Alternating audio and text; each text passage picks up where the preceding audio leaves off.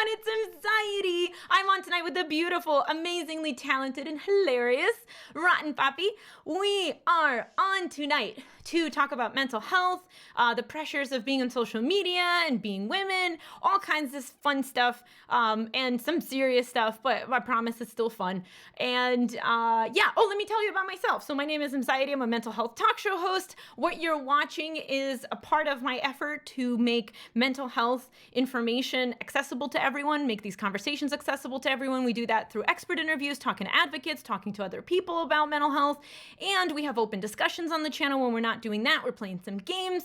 And if you're watching, you are part of the community. So thank you so much for being here.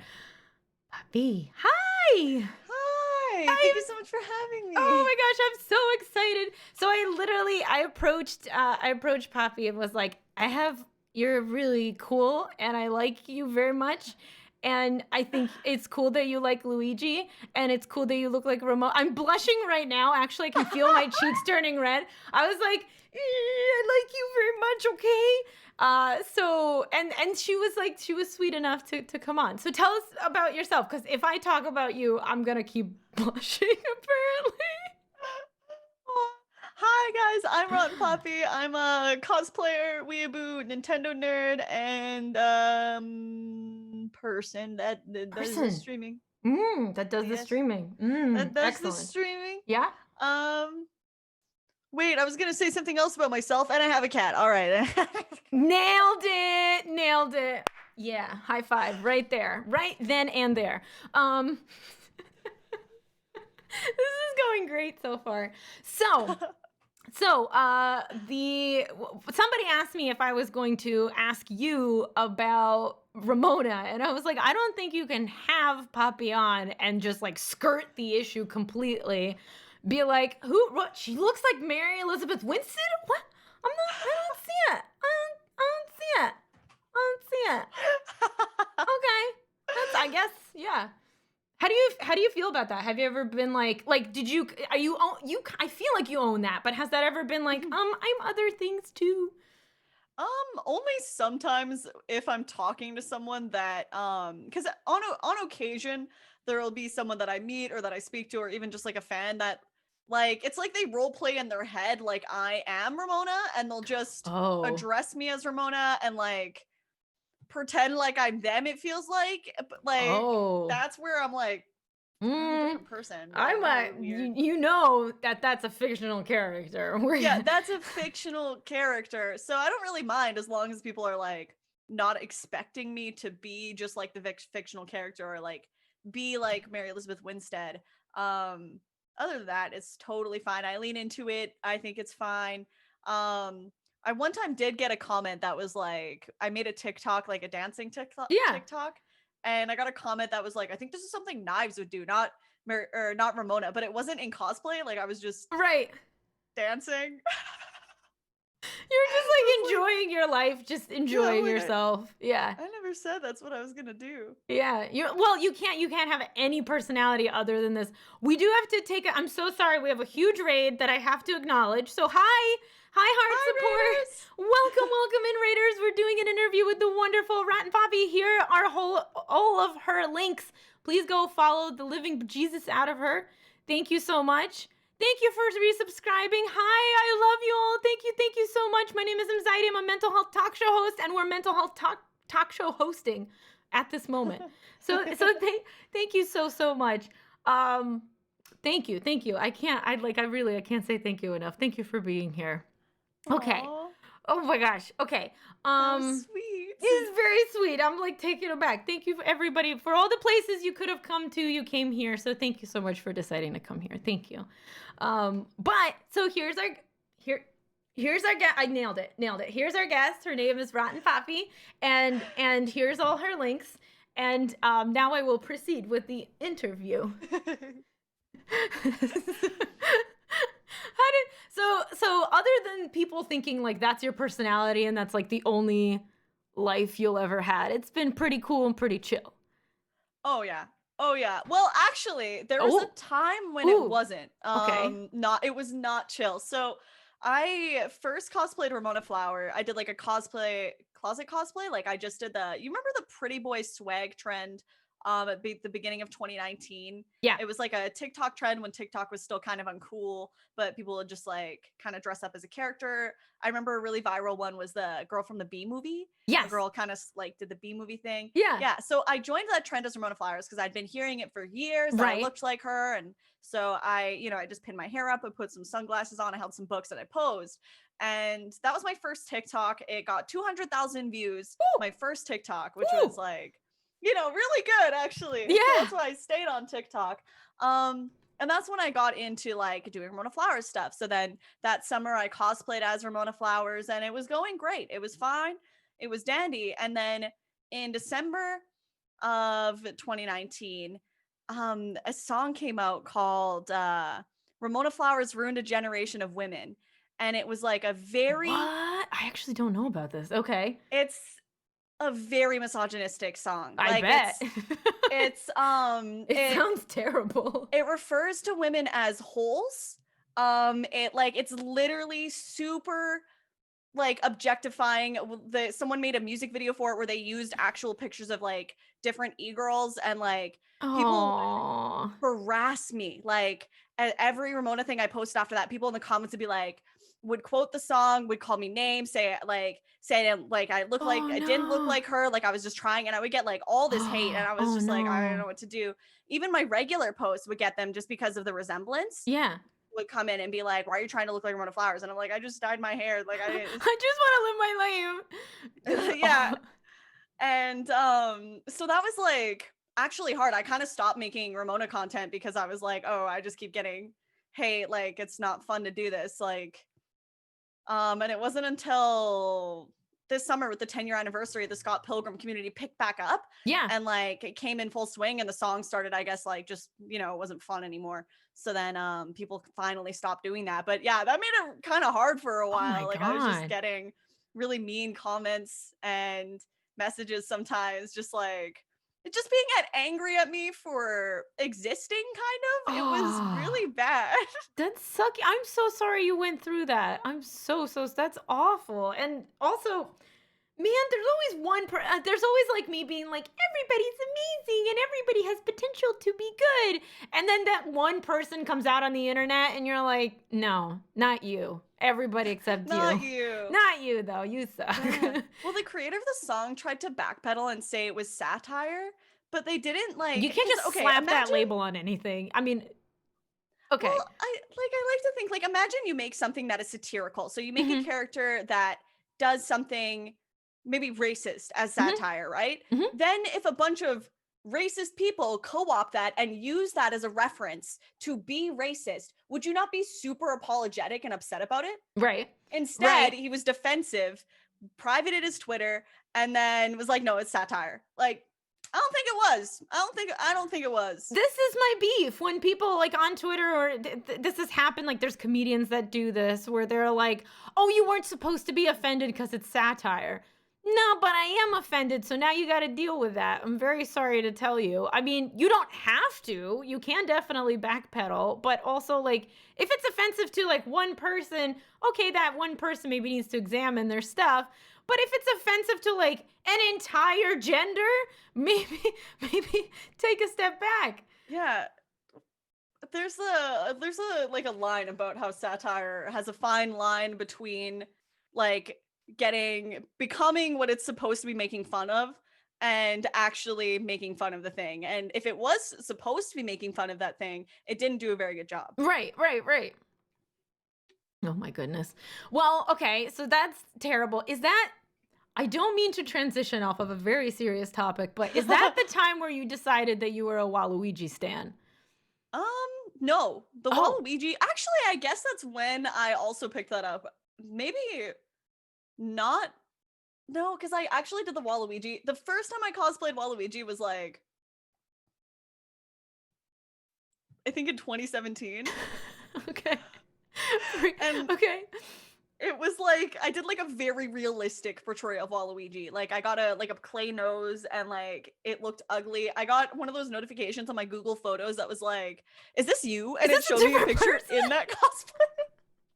Because I went like really hard. I'll have to show you the pictures. That's so good though. That's dedication. Yeah, That's I really amazing. went in. I've been a big fan of Waluigi since I was like 9. I played Oh, as him on when I was playing Mario Party, and I noticed right. how funny it was when his legs were like sticking out. And Sure. I started cosplaying him more last December though, because when I posted a joke where I was in like more of a femme Waluigi, and I was sitting on my bed, and it's like, what was the caption? When he invites you to Smash and you find out it's not Smash Bros or something, and then it was like a very pouty Waluigi, and I got like 12K likes, which was like a lot for me at the time.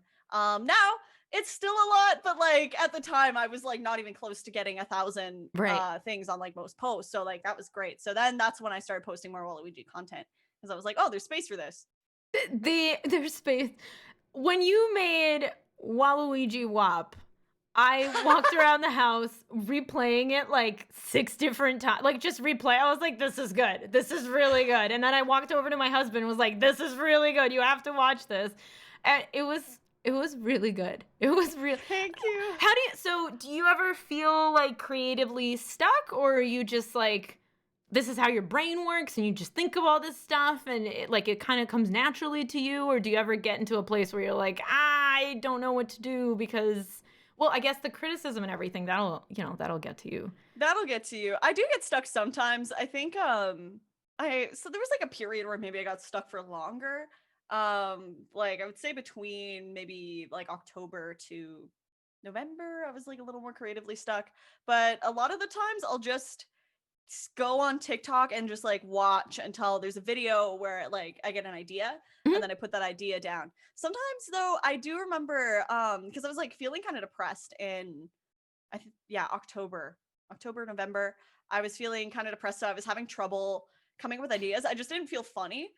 So it was very difficult to like find funny ideas and Right. like do that. But I always push myself to keep trying.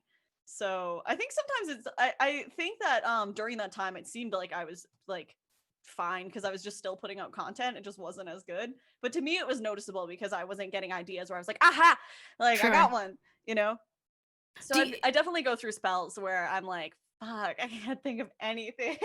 this reinforces the whole thing that I try to tell people, that like, because there's this notion that like depressed people make good art, but like it's not true for everybody. For me, when I feel like crap, I can't make anything decent. Like I usually just am really busy feeling like crap. Do you find that like that's usually you kind of what you just said leads me to believe that that's kind of what you feel as well? Is that right? Oh yeah. Yeah. Well, especially like for me, I'm doing comedy videos a lot of the time, or like just silly stuff, or Right. like a lot of stuff that's like very appearance based, right? So it's like, no, like I can't make good comedy videos when I don't feel funny. Right. Like if I was making maybe paintings that were inherently very emotional, maybe I can make good art, but that's not what I'm doing. Right. What So gets you? no. So no, that's a no. So what gets you? I mean, like again, people look at you and they're like, actually, when I came into your stream a few days ago, you were like, I don't really talk about mental health a lot, and I was like, oh no, no, no, no. Like I had a little bit of moment of panic, and I was like, is your audience gonna come over to my stream and then be like, oh, this is way too serious for me, and then like get upset? So I have to ask, okay, okay. You're like, No, fuck they no. love it when I real talk with them. Aw. It's Good, me. good. No, good, good, good. Well, so that's what does it take for you to get into like real talk mode? And then question number 2 followed with that is like what gets you down? Like what is it? Um, Man, for real talk, I mean, sometimes if someone comes in and asks for advice, or like, has a topic that I feel particularly passionate about, sometimes I'll start talking about that a little bit, but I do try to keep it kind of like lighthearted, um, and, happy. Yeah. So, just so that like, I don't want to get too real because I'm trying to create a space where people can kind of forget about their problems and just come Sure, watch something, sure. put something on and relax. Um, but I think sometimes people like hearing about like my perspectives on things that are like more serious rather than just me talking about, I don't know, whatever random things I usually talk about. I don't even know what I say on stream. I don't either. I don't either. And my whole shtick is talking about stuff. And sometimes, like today, we talked about my sinuses. Like, This is what people walked away with. I don't know. Thank you for supporting me. I'm so Thank you for sorry. supporting my sinuses. My shyness. Um, but so you again, when people are funny, it's really hard to imagine them being down. It's hard to imagine them having a hard time. So like, what? You can't be sad. Come on. Like what? And guys, that was really sarcasm, just in case because people don't know me. But Yeah, I actually have well, maybe not as badly as before, but I was diagnosed with depression, anxiety, and a panic disorder ooh, a few shoot. years ago. Hmm. And I've talked to doctors about it, and we've decided that medication is not the route for me. So I have to, do all the other things to try to keep myself happy. Hmm. But sometimes it just doesn't work. Also, I get Hmm. like burnout from streaming or Yeah. whatever. I'll work myself really hard, and like world stress will get to me. A lot of the times I'm very avoidant of like just negative things. So Sure. I'll just like, with COVID and stuff, I'll just avoid it. Yeah. Yeah. I'm avoiding it like Stay all the home. time. I Yeah. just work, and I don't leave the house much, and I just make up things that is going on. And then sometimes that catches up with me, and then I just get sad. Or I'll be watching something, I'll watch a show or a movie that'll remind me of something that makes me super sad, and I spiral. I get really sad for a while, and then I pick myself back up and I keep trying. That's awesome. But that's awesome. Like hearing that is very grounding to hear that like, your favorite funny people also have their bad moments. What usually gets you out? What usually picks you up and gets you out of there? Is there a I pattern to something that like gets you out of it, or is it just like whatever? I think it's just time, Okay. maybe giving myself time off. Like I'll just wake up one day and I'll just kind of start like I'll just feel a little bit better. But I think it is not without trying, you Yeah. know? Because I know that I have depression. I know that I have to like make myself be happy essentially. Yeah, no, that's really, really well put. That's what depression is, where you're like, I have to do things, otherwise I will be very, very sad and unhappy. Yeah. Yeah, It's like I like I have to put have to in be on effort. it. Yeah. So I have to make sure that I'm sleeping. I have to make sure that I'm exercising relatively regularly. I have to make sure that I'm eating decently, that I'm taking my vitamins, and that's Hmm. just stuff when you're depressed that's really hard.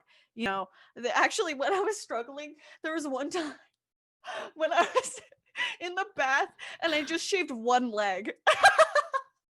That was like your Just the other one coping I was like, mechanism. I'm You're like, not. I'm not doing the second one. You can't The make second me. one can be hairy. I'm not dealing with I'm not this. doing this.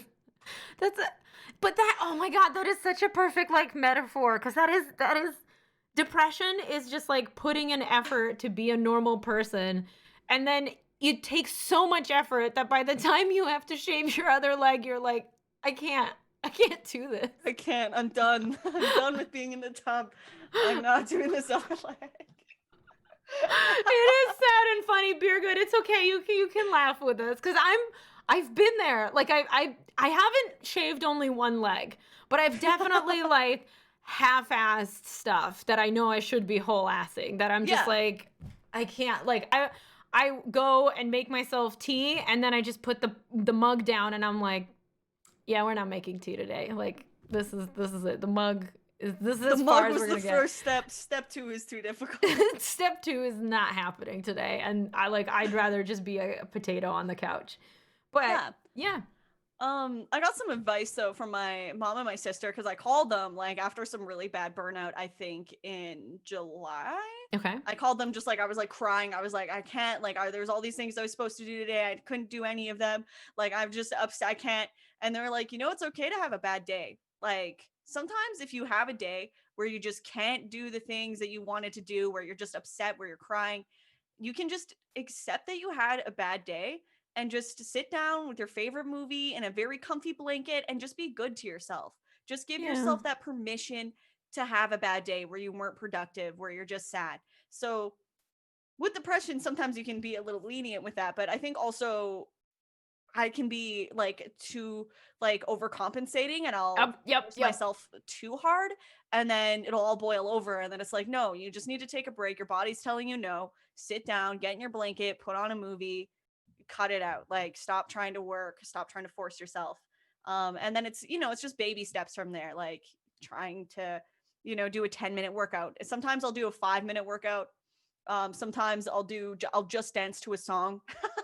No, but Just that's one dance to great. one song. Oh my God, that's such a thing. Like I've been in a funk, and I've literally been trying to get myself to do, and I'm a yoga teacher. And so not being able to do yoga to me is like a punch in the face. So I've been trying to get myself to wake up in the morning and do like 2 yoga poses, just like something. Yeah. Just something. Yeah. Just something. And then you feel that accomplishment. Like, I still did it. I still did it. tried. I know I can't do more right now, but I still did it. And so that helps. That's exactly it. Like, it helps me even just doing a little dance to a song that I like, and like I'll smile while I'm dancing just to try to, Yeah. trick my brain into giving me some serotonin. Yeah, the good stuff. Give me the serotonin. But that's, just baby stepping myself back into it. And then once I feel a bit better, like just trying again. Okay, I'm going to put on my outfit. I'm going to take some selfies. I'm going to edit them. I'm going to post them, and hopefully they're good. And if they're not good, then fine. That's fine. I'll try again later. And I think it's I meditate. Ooh. I don't meditate super regularly anymore, but I used to meditate quite regularly. I've done lots of times where I'll meditate for a full month or stuff. And I heard one time when I started meditating, I watched this YouTuber, and the YouTuber said that if you stop meditating, all the benefits of meditating go away. And that's a lie. That's just a straight lie. You can, if you ever, like he said, if you miss a day meditating, you lost those benefits. Yeah. So I would be super hard on myself if I missed a day meditating. I'd freak out. Get out of here. Yeah, it's not true. Because no, it's not. Because you it's don't. not. That's not how life works.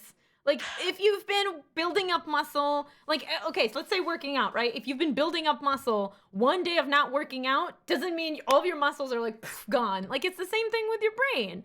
Yeah. Yeah. So with meditation, I think that taught me to be a little bit gentler on myself when I make a mistake or I have trouble coming back to something. Because when you're focusing on like breath, for example, when you're meditating and you notice yourself like start thinking like, ooh, I'm gonna go to the mall tomorrow and I'm gonna buy this shirt, and then what about that thing that guy said to me that one time? I'm really angry all of a sudden about that. Sure. And then realizing like, oh, I'm not thinking about my breath, and not getting angry at yourself and be like, and just being like, oh, that's okay, that happens, and then just getting back into it. Yeah. Has taught me to be a lot more gentle on myself when I, break my workout routine, or I can't do something one day because I just feel crappy. It's taught me to be like, okay, I couldn't do it today, but tomorrow I know I still can, Yeah. Which has been really helpful. Meditation is so powerful. I agree. It's not one of those things that I can do easily because it makes me more anxious than it helps me. But like, I get it. I'm like, I could see how this would be helpful if I did a good job at it, but I don't think I can do a good job at, which is okay. Like I do yoga. There's other stuff that is beneficial. Yoga's really good too, because yoga is also like part of the mindfulness practice. It's just like active. Yeah, right? So, yeah. You're there, mind and body, that whole exactly. thing. So it's very similar to meditation. It's just, you're also moving, so it's almost meditating. It is. No, it is. It's considered a moving meditation, but I think that I've heard it called that. Oh, okay, well that makes sense, because I'm like, yeah, if you're not thinking about you're running around other that stuff, you're thinking about that, right? then that's meditating. Like, 'cause there's meditative walks you can do. You can meditate. I used to meditate when I was working in skincare, and they would send me outside and I have to give lotion to people who passed by, but there'd be like long spells where I'd just be standing there with lotion and no one would walk by. I would just meditate. You just be like, I remember people walk up to me, or they check on me and they'd be like, you look really bored. I'm like, I'm meditating. I didn't tell them that. I'd be like, oh, I'm fine. Like, I'm having a great time. I don't know. Yeah. Yeah, I'm meditating because I hate this job and this is my way that I'm coping. I love that. But I think I mean, I kind of feel like I've done that too at work, where I'm just like, nah, I guess I'm just zoning out now. Bye. Yeah, bye. How do you not fall, or do you fall into that trap? Because you mentioned, I do this as well, where I'm like, I'm having a poopy day. And then I'm like, I'm going to put on some makeup. I'm going to make myself feel good about myself. And I'm going to take some pictures, and then I'm going to post that into the world and see if the world likes it. And then you sit there and you're like, oh no, it only got X amount of likes. So how do you not fall into that trap of getting validation from strangers because I'm currently in the process of like fighting that in my brain. TikTok taught me. Really? Okay. Yeah, All right. that's totally because it used to. But the more I'm on TikTok, the more I'm just like, it's at the whims of the gods now. We'll see. Like, What is like it about basically, TikTok? Like their algorithm's just tough their or? algorithm feels random. Like, Yeah. there's been times, there was literally one time I spent like 5 hours making a TikTok and it got so much less than average attention. Right. And I thought it was gonna pop off. Like I was like, this is gonna be a viral. Yeah, you always do. Any tweet that I sit there and get really cocky and I'm like, this is the one. This is the one. And it like goes out and it's crickets every time. You cannot say Yeah. that something's gonna do good. Do You're well. like, well, yeah. Because TikTok, there's been times where I'll put a bunch of effort into a post and ooh, this is gonna do so good. And then it just does bad or does a lot worse than I expected. And I'm like, no. And then there's other times where I'm like, ooh, haha, this one's kind of funny. And then it like blows up and I'm like, all right, I guess cool. that worked. Yeah. But I think that's taught me to not take it super personally when something doesn't do well and just understand that it has to do with like algorithms and like just when people saw it. And maybe it wasn't as good as I thought it was going to be, but there's also the next video, you know? Because there's been times where, like I said, I made that video that I thought was going to go viral and it got like no attention. And I was like, oh, I spent 5 hours on this TikTok. I spent all day working on this TikTok. But if I gave up there, then I wouldn't have had like I've had 3 videos. Wait, is it 3? Yeah, I've had 3 videos hit over 1 million views on TikTok. Whoa. So now I'm like, I understand that like sometimes things do really good and sometimes things do not as good. And that's okay. Yeah. Was it 3 videos or was it 2 videos? Did I trick myself into thinking another video got? I mean, it's okay if you did. Here is not where we're gonna judge you. You can say 3. We'll all be like, it was yeah, 3 videos. It was about 3. Maybe it was 5. On or about 5. Sure. Go ahead and try to fact check me. I mean, you could just go on our TikTok. Like that's an option y'all have, like for sure. While you're there, follow it. Yeah. Be sure. Yeah, no, but seriously, she's hilarious. I can't like describe this enough. Can you just if you've seen Waluigi, I just need you to picture that added to WAP. That's all I need you to do. And I know I can't explain it properly. I sound like I'm losing my mind, but I swear it's funny. WAP, you know? WAP, but Waluigi. Yeah.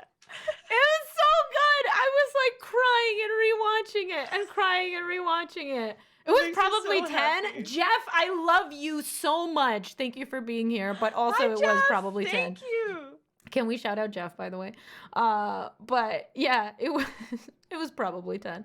But okay, all right. So but the Twitter doesn't bother you as much? Like if stuff doesn't pop off on Twitter, you're like, I still got TikTok. Okay. Sometimes it bothers me. I mean, I don't let it like really get to me though. Like sometimes I'm like, oh. Especially if it's something I worked on. Like I edited a little video, like a clip a while ago, and it got like less than I expected, like less than a regular tweet. Like sometimes I'll just like tweet some nonsense and it'll do pretty good. So I was pretty annoyed when it didn't do well at all, for at least like even on average. I think it got less than my going live tweets normally get. And I was like, oh, I spent hours on this. So it's frustrating, but it's also not personal. Like I think sometimes when something doesn't do well, you imagine these people, like it's like you imagine that the internet is goblins and all the goblins go and look at your video and they're like, haha, it's not doing well, and they all like laugh amongst each other. And they're so like cute. But nobody cares that much if your video doesn't do that well. Like there might be, maybe you have one hater who's like, haha, but like who cares about that guy? Whatever. Right? No, but you're totally right. I attach so much of myself to like I put it out and it's like a baby. I'm like, go out into the world. People don't love you. I'm so sorry I failed you as a mother. Like that's how I get. Like, and it'll be about stupid tweets too. Like it'll just be like, this is my opinion on something. And then it doesn't do well and I'm like, my opinion's stupid. And that's not accurate conversion. Yeah. Yeah. How do you? It's no one's like judging you that hard. It's just that Well, maybe they you just are. didn't like it, they didn't agree, or they didn't feel like watching that video at that time, you know?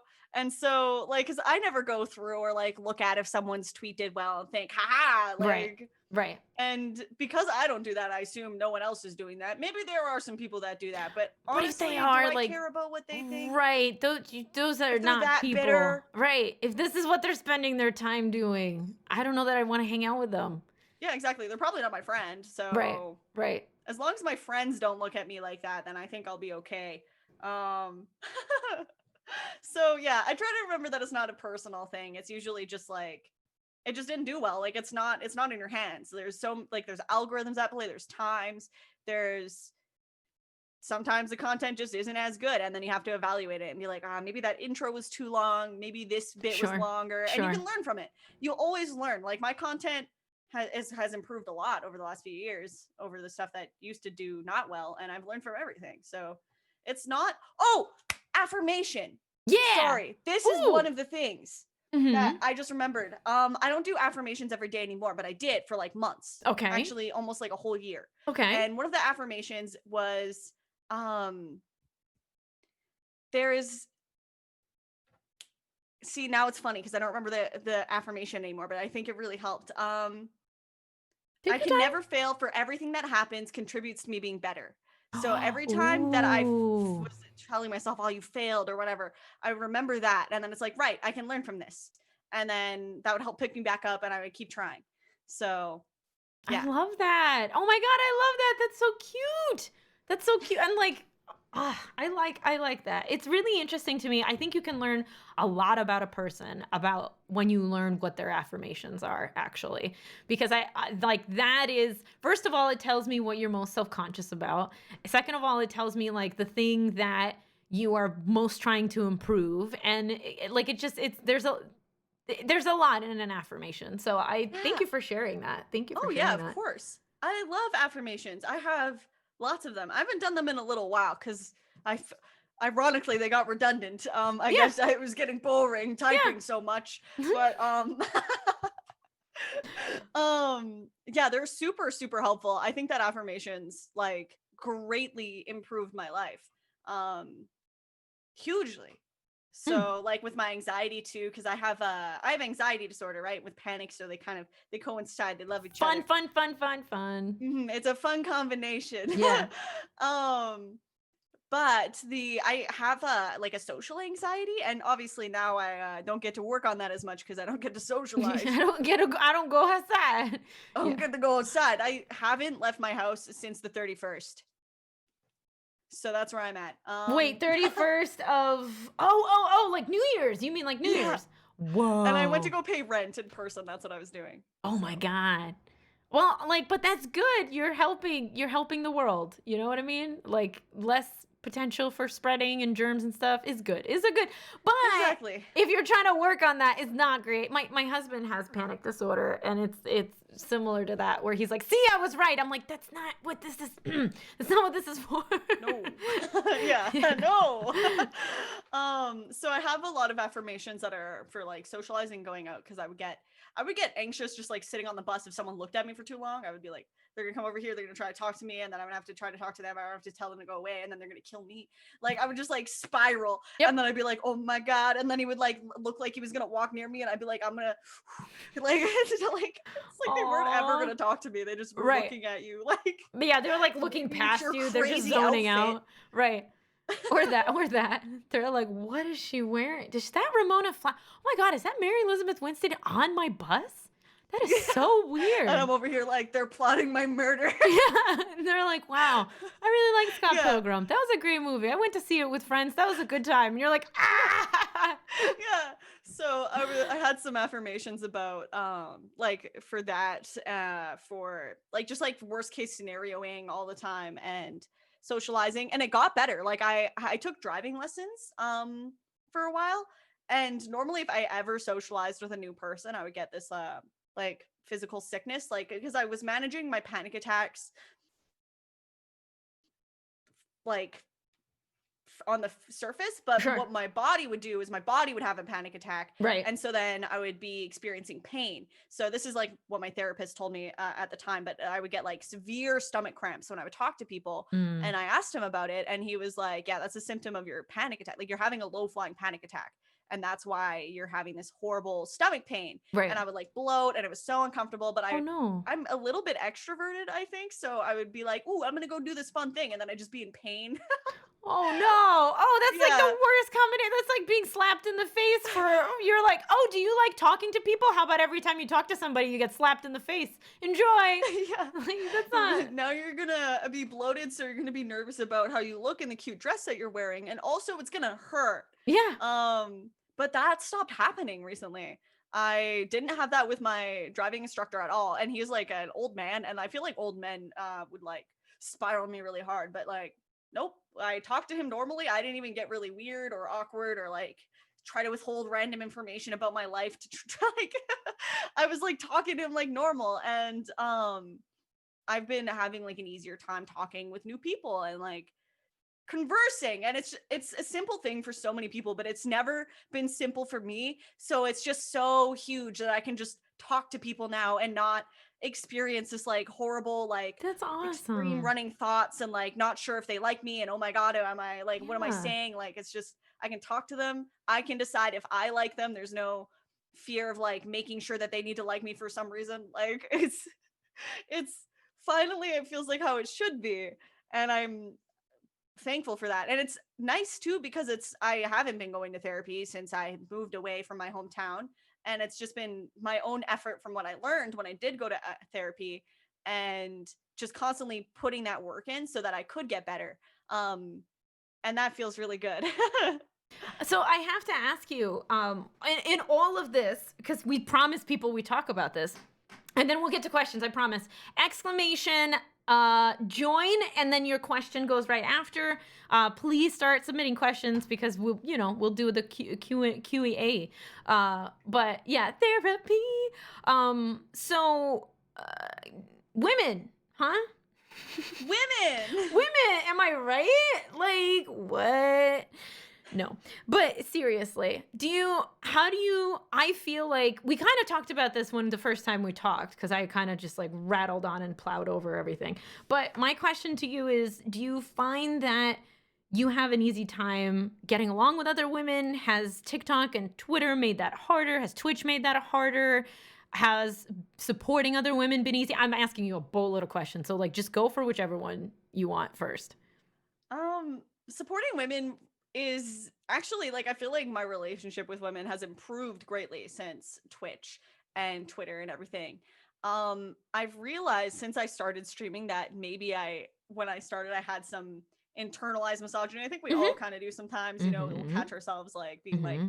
oh, it's shameful to like Taylor Swift, and then be like, wait, why? You know, Yeah. like Yeah. No, I went through a whole phase like that. Yeah. Yep. And then I was yeah, like, I you know went what? through that phase too. Yeah, I am 22. And I was 22 at the time, I believe. And I was feeling it. So screw you. Yeah.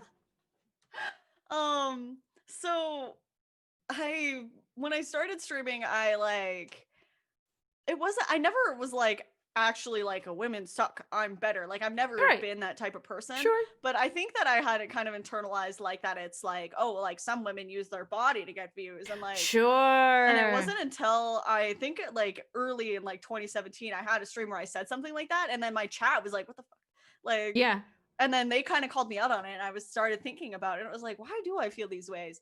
And then it wasn't until I really explored the way that I felt about it and like thought about it that I was like, oh, it's misogyny. Like I just internalized a bunch of stuff that other Yeah. people told me, Yeah. and a bunch of stuff about like modesty that I had learned through just like bad experiences, that it's bad to like show skin. Yeah. Like, and it has like nothing to do with the streamer and or women. And so No, it's so true. And I'm sorry to interrupt you, but it's that's so okay. true. We're so taught that like women who show skin are shameful. Therefore, if a woman is showing skin, she should be shamed. And then that connects to, I don't have viewers. It must be because I'm not showing skin compared to this scandalous woman. And I know that sounds really outdated, but it's a thought process that happens without you realizing it. In your head, all that happens, like your conscious is just like, and I'm not saying this is everybody, like I'm saying for as I went through that thought process, my conscious was like, oh, she sucks because she's getting more attention than I am. Like, that's it. That's it. And then I was like, you know why? Because boobs. She's got boobs. I don't have big boobs, and I don't show my boobs. And that must mean that's why nobody's watching me. I'm like, that's not what that means. That's not what that means. That means. That's not yeah, what that means at all. exactly. Yeah. And then after I kind of like grappled with that, and I was just like, okay, support women. That I've had an easy time. I've never like had a lot of women friends growing up, and it was never like same. I really, didn't have like, a positive choice experiences thing. with women growing up. Like, I didn't have like good girlfriends. You know what I mean? Yeah. See, I definitely had a few. Like, some of my best friends were girls, but a lot of times my best friends would be guys, and I think it's just an interest thing. Like, I was just have like interest in common with guys. Yeah. But then I think that kind of ended up like in me being like, do I make friends with women? Like, how do I approach this? But also just internalize like I'm bisexual and I don't want to be creepy. Like, oh my God. Closeted bisexual until like literally this year.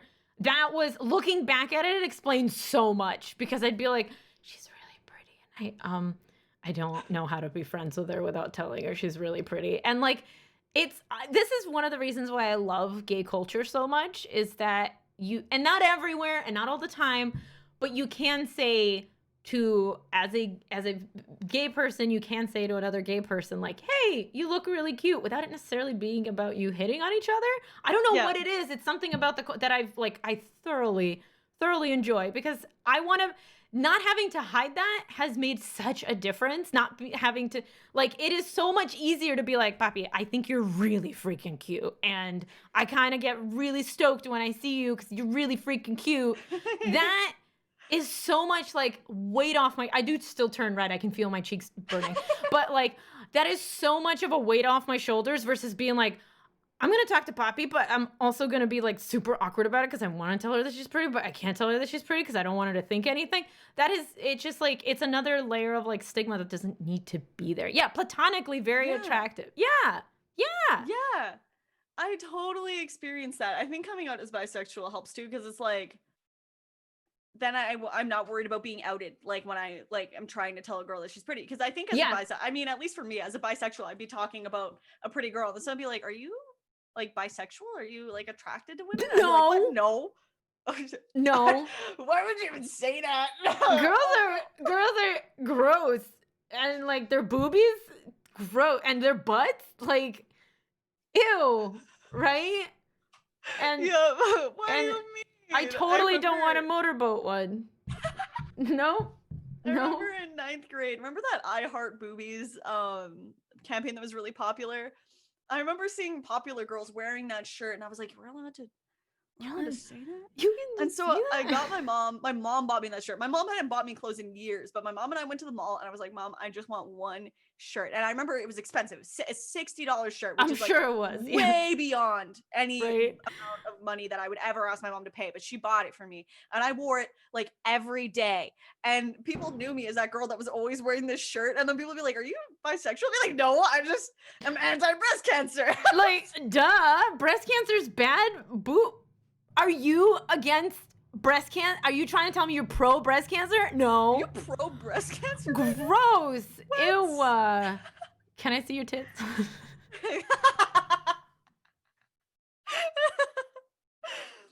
But yeah, so the relationship with me has gotten only good. I'm friends with so many awesome women, and I'm so happy. I have so many friends who are awesome, strong, wonderful women, and I love them. And they accept me for being bi. They don't think I'm creepy. We can all just talk. A lot of them are also bi. I think that helps. Oh my God, that helps so much. Because you're like, no, I think you're soft and pretty. You're like, that's cool. That means a lot to me, because I would like for people to think I'm soft and pretty. That's really, yeah. Don't write my pickup lines down. They're all terrible and misogynistic. Don't write them down.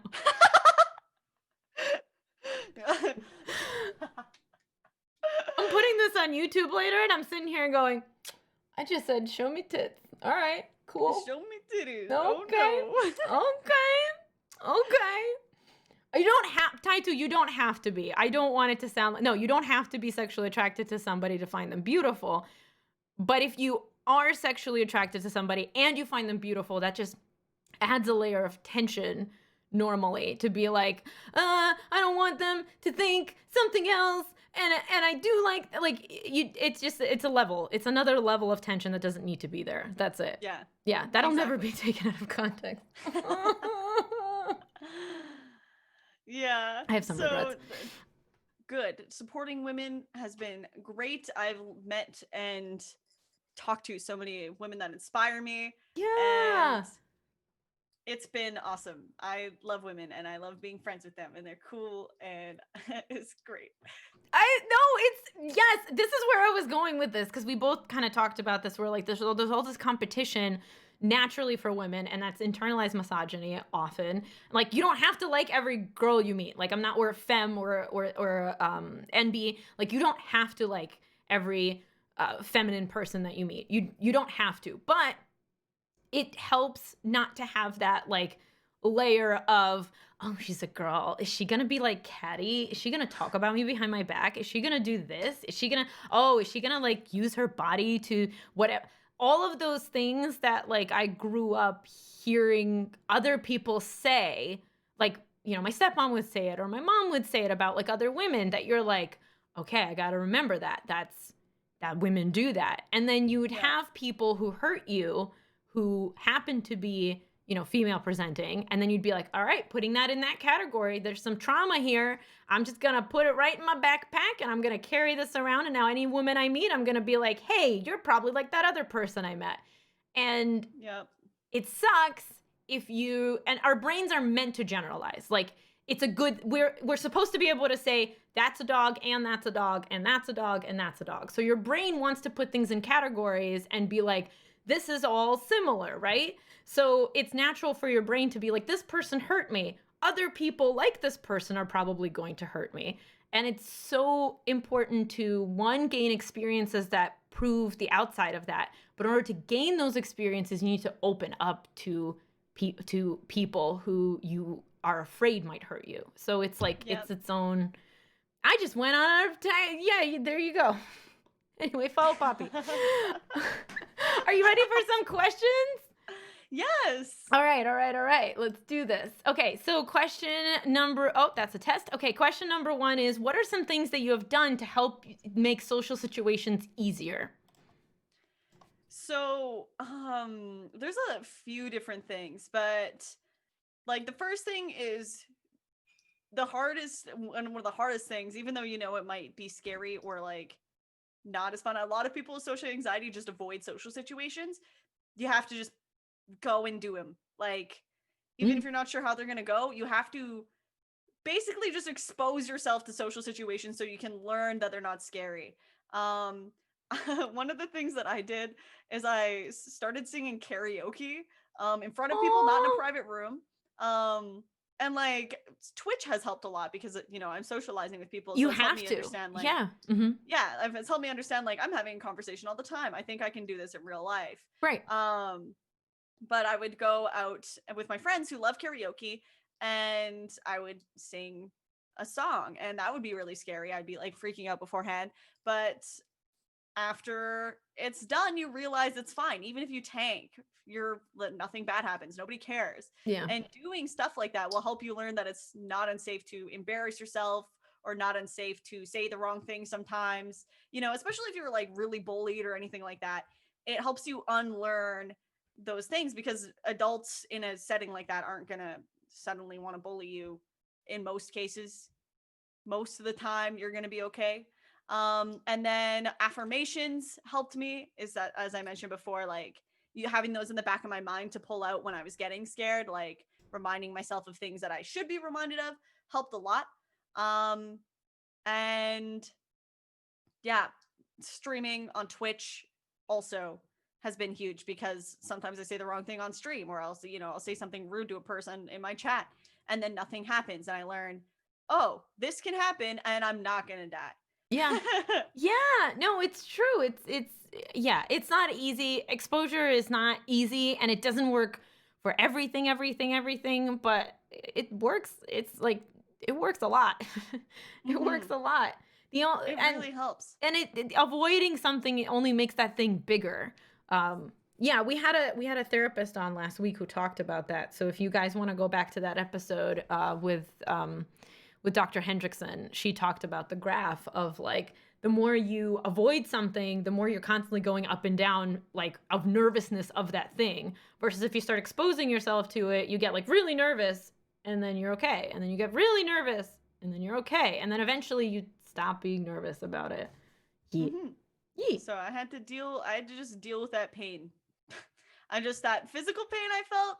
I would just go and I would know it was gonna happen. I would make sure to try to wear something that I knew that I would It was have a little comfy. pooch later, and it would be fine. And just reminding yourself it's okay. Like, man, it sucks to be in physical pain when you're talking to people, but what am I gonna do? Not talk to people apparently because there's COVID now. But You can just not talk to people for months. yeah. But I'm so happy I did because now I'm finally making friends. So Friends. that's been great. Congrats on joining the confectionery, by the way. That's really Thank cute. you. Yeah, I'm friends. so Speaking of excited. friends, power of friendship right there. Okay, all right. Let's do next. Ooh, I definitely didn't just almost spill my tea. Okay. Next question is from Stacy Ann. They ask, what is the one quote / piece of advice you would give to ease social anxiety? Like, I 1,000,000% relate to what you're saying. I want them to like me. Mm. Ooh, let me think. What is my affirmation for social anxiety? There was one that was like, can I look it up really quick? I have it Yeah, written down go right for here. it. Go for it. Look it up. I'm closing the queue, fam, because you asked a lot of questions. So thank you so much. But we gotta close the queue now. I had my first ever lesson observation Tuesday at work, and I'm freaking out. I don't even know why. I try to think, what is the worst that will happen? Get stuck between I just don't do it. I'll call in sick, and I'll do it. You need the qualification. Ooh, that's a scary one. What is the worst that could happen? Um, You can answer that though and be like, "Oh, this is the worst that could happen. I don't want that to happen." How about asking yourself instead, what is the best thing that could happen? And focusing on that because it doesn't have to be the worst scenario, right? It could be the better scenario comes out of it. Go ahead. So I have one that is I have a few for these, so I'll give you the few. But one of them I have no need to control others' perception of me. I embrace fully the truth of Ooh. who I am, and others' opinions of me do not affect that. Um, Another one is these ones are pretty general for anxiety. I think they're pretty helpful though.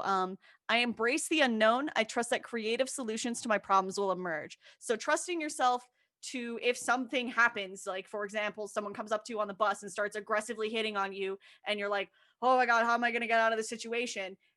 You don't need to plan ahead because when you've been in situations like that before, you figure out a way to get out of them, and you will be able to figure out a way to get out of them when and if they happen in the current. You do not need to plan so far ahead that you come up with all these ideas. Um, and oh, this one is very helpful. I'm not attached to the outcome of the things I do. I know the joy of the moment matters much more. So when you go out to a Aw. social setting, not getting wrapped up in, okay, after this social setting where I'm with these 5 people, I will be friends with 3 people. And then those 3 people will want to hang out with me. And then we're going to have a girls' night. And then, so I need to make sure that I'm micromanaging how they feel about me so that I can start hanging out with them and I can be included in the friend group. And, because then the whole time you're thinking about this fantasy and you're not in the moment. If you're focusing on having fun and that is your primary focus during any kind of social interaction, you will be fun. They will remember that you were fun, that they had a good time around you, that you were focused on having a good time, and it will attract them to you. And then they'll invite you to more things because you're so fun. So just focus on having a good time. So when you're in a social Aw. situation, instead of thinking, okay, I'm going to talk to this guy and we're going to be friends now, just think, what is the most fun thing I can do right now? Is that doing karaoke? Is that inviting one of them to come play pool with you? Is that getting them to come home with you and watch a movie, asking, just putting yourself out there and be like, this is fun for me. Do you want to do this fun thing? Mhm. That is the thing. And that's, I think, because I get invited to Among Us games sometimes repeatedly, Right, and right, right. I'm like, oh, that keeps happening. But it's because when I play, I don't take it seriously. I'm like, how can I have fun right now? And Right. so I'll make jokes, I'll put on a silly hat, I'll just be doing things that are fun for me. And then that makes it more fun instead of like, I need to win so that people like me more, because winners Right. are more likable. Right. Right. Oh, I love that. I love all of that. You're amazing. All right, next question. Banana Soul asks, what are some tips for combating executive dysfunction? Thanks. Oh, that's the whole, oh, sorry. I thought you were thinking so. No, At the no, end no. of that, That's their question. executive dysfunction. So that's when you want to do something, but you're having trouble like executing it, right? Executive dysfunction is more like I can't figure out my next steps. Yeah, yeah. What you said is fine. Yeah, that's what it is. Something that helps me sometimes is listing. So I have the app on my phone called it's called Minimalist, and it's just like a very simple like list where um you just write something as a list and then you swipe it off, and you can like make other lists on it if you buy the premium, but I just have the regular list. And so I'll just write a list of the things I need to do, and then if I still can't execute it, then I'll be like, okay, what are the other tasks that I'm trying to do, maybe? Because I get stuck when I can't, if I can't do something, it's usually because I'm also thinking I need to do like 5 other things. I'm Yep. not realizing it. Yep. So then I'll be like, okay, what are the other things that I feel like I need to do first? And then I'll be like, oh, I need a bath. I need to wash my face. I need to brush my teeth. So then I'll make a list. Okay, I'm going to brush my teeth. I'm going to comb my hair. I'm going to wash the dishes. Then I'll do the thing that I'm trying to do. Because sometimes it's just those little things that I haven't put on my to-do list, or that I'm not thinking on the forefront that I'm trying to do, but I know that I have to do something first, will stop me. So it'll be like, oh, if I get dressed, if I tidy my room, then I'll be ready to edit that video. Yeah. Love it. Love it. Love it. Love it. So I've gotten the like the crap before of like, oh, the only advice you give is not to me personally, but like ADHD advocates will be like, oh, if the only advice you give is make lists, like that's not good advice. I'm like, but that's what works for me. That's the only thing that's worked for me. So yeah. Thank you so much for the raid. Go ahead. Yeah, I don't know. That's how I deal with it, is lists. Yeah, that's no.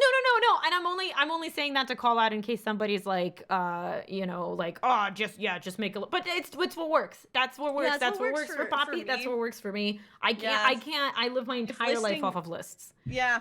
If someone else can't, like, if listing doesn't work, then I just don't have the advice for that, because that's not my tool set.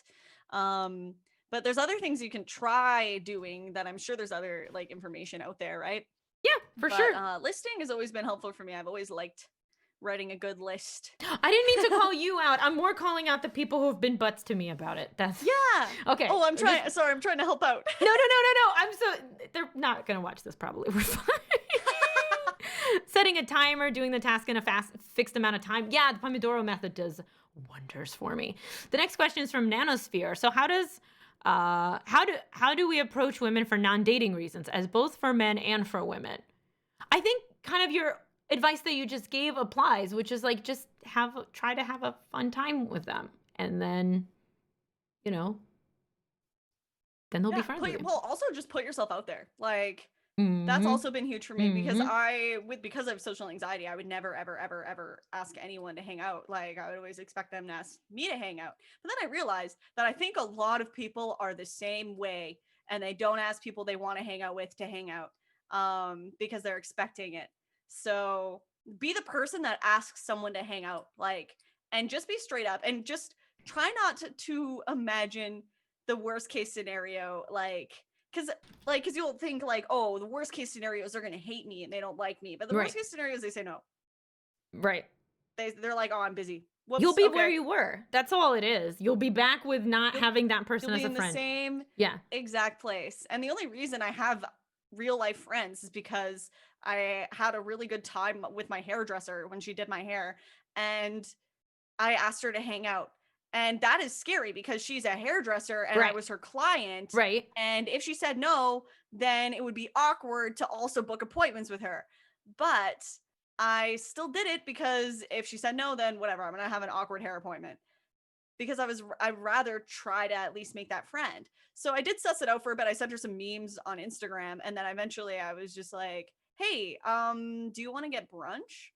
And she said yes. And she was like, I wanted to ask you, but I thought that would be weird because as a hairdresser, it would be weird to ask your client to come hang out with you. Right. So we were both in this position where we were like, ooh, is this weird to try to ask this person to hang out?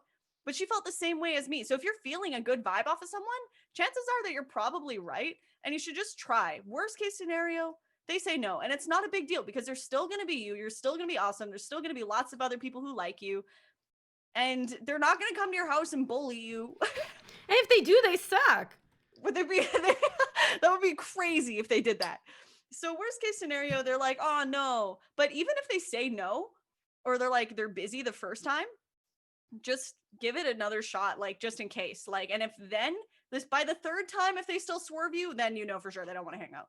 But that's I'll try 3 times to hang out with someone before I'm like, maybe they don't like hang out with me. And if the third time, if they're still just like no, but sometimes by the third time they're like, I'm actually really busy. I do want to hang out with you. Yeah. But also, Yep. one thing that works too is if you're having a conversation with someone where you're like, oh, we should hang out. Don't just leave it at we should hang out and then expect them to reach out to you later. Go, when are you free?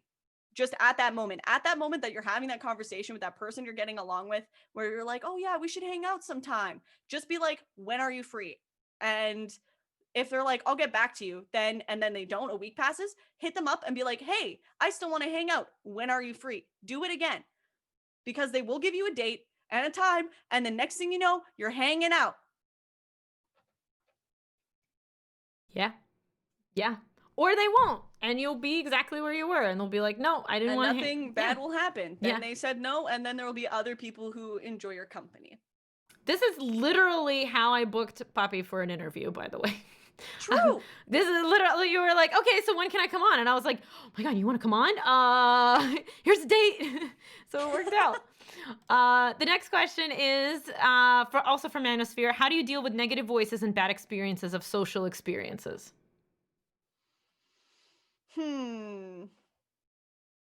Sorry, I'm trying. I would ask for clarification, but I don't know if I can get it. So how do you deal with negative voices and like if you've had a previous bad experience, how do you not stop that from doing the thing again?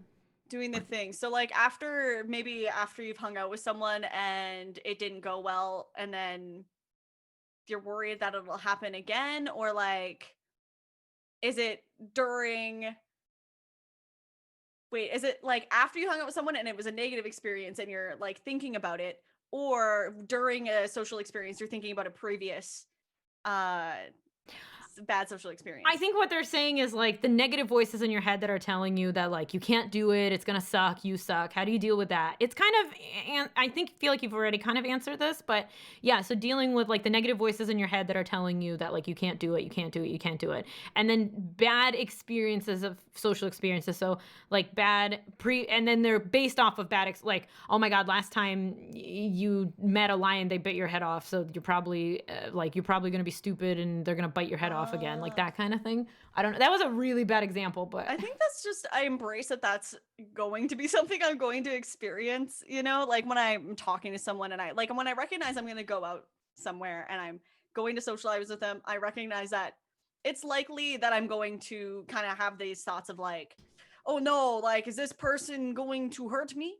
Is this person going to say this horrible thing to me? Or like, I'll be talking to someone openly about something personal, and then I'm like, oh my God, wait, like, did I just share too much? Like, it's just like accepting that is a feeling I'm going to feel, and then just not really indulging in it too much. Like, come back to reality. Like, okay, like, I think meditating is something that really helped me with that, is like when I start spiraling into these negative thoughts loops, bringing myself back and being like, I do not need to think about that right now. Like, so yeah, meditating has been huge for helping me get out of these like thought loops of anxiety where I will be like, this is going to happen and then this is going to happen, and I'll catch myself spiraling, and then I'll be like, okay, like, we don't need to do this right now. So like, I think that combined with an affirmation is helpful, because then you'll catch yourself, you'll have an affirmation for that specific anxiety thing. I will literally Google affirmations also if you're not sure about like what affirmation to use. Yeah, you just like affirmations for social anxiety, and then look through the list until one resonates with you. And then so if I spiral and I catch myself like, wait a minute, did I just overshare? Is this person hate me now? And then I'll be like, oh, I do not need to have care for other people's opinions of me. I am still me. And then I'm like, okay, I'm good. And then I'll just continue. And then again, if it happens again, because it's probably going to happen again, same thing. That affirmation gets reinforced. And I just keep doing that until that slows down. And it's hard because sometimes maybe you come away from a social experience where you were super anxious and you realize that was a bad social experience, but you handled it well because you weren't spiraling the whole time, you know? Yeah. Yeah. All right, just two more, okay? Yeah, I can do two more.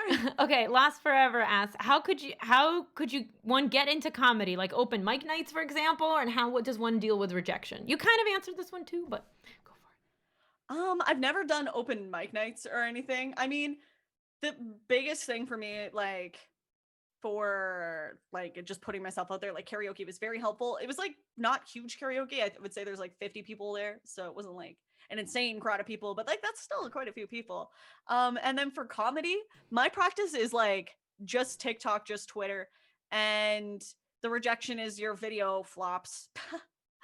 And it's I did kind of go over this, but I just remember it's not personal, you know? Like even if you were doing an open mic night and you tanked, it's not because someone particularly hates you. It's just maybe the group wasn't feeling it. Like every comedian has been rejected, has had nights where they've been heckled or booed off of stages. If you've ever watched comedians in cars getting coffee, It's they so all good. talk about it. It's Yeah. so good. They all talk about their worst times. Oh God, I love that show so much. All your favorite funny people have had nights where they're just booed off a stage. Like, can you imagine? Some of the people that make me laugh the hardest got booed off of the stage. So just remember that it's not a you thing. It's not personal. People fail. Sometimes you're just not going to do good at something. And it's practice. It's literally practice. And that's how you hone your skill. If you give up right away, then you're not giving yourself a chance. There's very few people that just like jump into something and are immediately super good at it and just fly into success. I think we perceive a lot of like celebrities and a lot of famous people like as that, like we just see them as famous and we're like, oh, it's always been like this. But no, at one point they were probably told they were awful and that they should give up, and they didn't, and that's why they're still here. Last question. Thank you so much for the raid, Atira. Last question for all the money, which I am not paying you. So, do you ever get sleepless nights, and what do you do if things keep you up at night? I had super, super bad insomnia since I was 5. And then when I was 17, when I went to therapy is when it was corrected. And since then, I do not have sleepless nights. But I used to stay awake and have trouble sleeping every single night. There was like some nights where I slept, like I wasn't like I never slept for 17 years. Like it, like I did sleep sometimes, but it was like regular insomnia. And it sucked. Yep. Big things is if you look up sleep hygiene, that is very helpful. So I've written articles on this. You don't have to go very far. Woo! Just saying. Sleep hygiene is super helpful. Yeah, the Canada Health has like a whole thing on it. But yeah, don't go on your phone in bed. Don't watch TV in bed. Don't do anything in bed. Bed is sleep only. Sleep There's one other thing you can do in bed. There's one other thing. Sex. Yeah. You said it. Why did you say it? Why did you say it? Oh, I said the word. You said the word. This is perfect. No phone in bed. Don't do anything that keeps you awake in bed. And that is very hard. Somebody typed checks, and it's the funniest thing I've seen in my life for some reason. Because it looks like Shrek's, and then Shrek's. If you change your sheets to Shrek sleep sheets, you'll sleep good every night. That's the secret. Wait, there's one other thing you can do in bed, and that's Shrek's. Shrek's. I'm sorry, finish your thought. No. Oh yeah, like when I used to check my phone in bed, I would like get out of bed. So I'd like slide out of my bed and sit on the bedroom floor. But yeah, get no phone in bed. You do everything out of your bed. So if you have a TV in your bedroom, get it out of your bedroom. Don't do it. I know it's comfortable, but what you need to do, if you like it because it's comfortable, make a comfy space in your house if you can, or somewhere else. and then be comfortable in that space where you watch TV separate from your bed, because you can train your brain to, as soon as you're laying down, that it knows that it's sleep time and to put you to rest. But yeah, look up sleep hygiene and practice that. That's pretty much what broke me out of that. And then on nights where I'll notice where I'm more anxious and I'm like running my brain, I meditate myself to sleep. I just, as soon as I see my brain running, I focus on breath, and then it'll happen again and again and again. And then eventually I wake up and I'm like, whoa, I slept. I tricked myself into sleeps. Yeah, I got myself to shut up for long enough to sleep. Yay! Yay! This is absolutely wonderful. I absolutely adore you. Atira, thank you so much for the raid. Welcome, welcome, welcome in, Raiders. I'm going to send you off to another beautiful place where the conversation will continue. But, oh my gosh, tell everybody where they can find you. Oh, I'm Rotten Poppy. That's ROTTENPAPI. Oh, good job spelling. Twitter, I can't spell. Good job. TikTok, Twitch, Instagram, and YouTube. I'm on all the things. So just, pick one, follow it, pick my Twitch, probably. I go live all the time. I'm like never, actually, that's not even true. I'm going to be live tomorrow though. Yeah. Yeah, she is. So, yeah, I she normally is. just play old games and make jokes about phallic things. About Shreks? Maybe. About Shreks? Well, okay, everybody. So this was the show about everything and anything. We talk about mental health here. We were talking to the wonderful, wonderful Rotten Poppy. Thank you so, so much for being here. I'm going to send everybody off onto a raid. If you hold on, I got this. I totally got this, and I'm not trying to do 4 things at once. Thank you so much for being here. Please consider checking me out on social media. I promise I post encouraging and kind things. And if you don't like it, you don't have to follow. But if you do like it, all the kind stuffs, all the good things are found there. Also, follow the bejesus out of Rotten Poppy. Thank you so much for being here. I appreciate you. Thanks And so I've much for also having me. Also, we're friends now, so too bad. And we were friends before, to be fair. But now we're really friends, because I know that Shreks helps you sleep, so yes. Shrek's sheets, everyone. Everyone, have a wonderful, wonderful night. If you feel like the world is dark. Thanks so much for having me.